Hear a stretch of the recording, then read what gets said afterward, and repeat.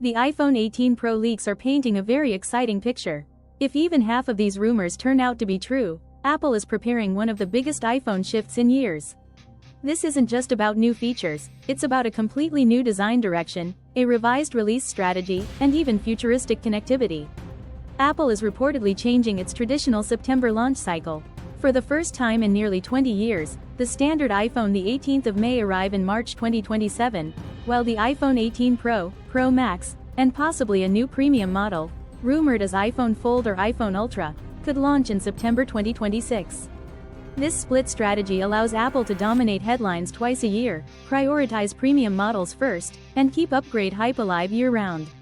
On the back, Apple seems to be playing it safe. The iPhone 18 Pro keeps flat edges, premium materials, and a camera layout similar to the iPhone 17 Pro. Expect subtle new colors like muted titanium blue, dark graphite green, or warmer champagne tones. But the front is where the real change happens. After 4 years, the dynamic island may disappear on Pro models, replaced by a single punch-hole display on the left side. This cleaner look is possible thanks to under-display Face ID technology, transmitting infrared directly through the display without compromising accuracy.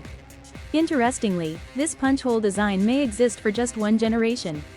By 2027, Apple could launch its 20th anniversary iPhone with a true all-display design, no punch-hole, no dynamic island, making the iPhone 18 Pro a unique transitional device.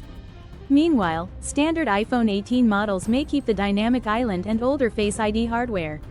Rumors suggest slightly thicker Pro models due to larger batteries and advanced internal components. This may allow longer usage, better performance, and support for futuristic features like limited satellite internet connectivity, enabling messaging and data in remote areas. The main camera gets a variable aperture lens for better low-light performance and adjustable depth of field, giving photographers more creative control without needing a dedicated camera. The iPhone 18 Pro isn't just another yearly upgrade, it's a bridge toward Apple's all-display future. Between the punch-hole display, under-display Face ID, satellite connectivity, and split launch cycle, this could be one of the most important iPhone generations ever.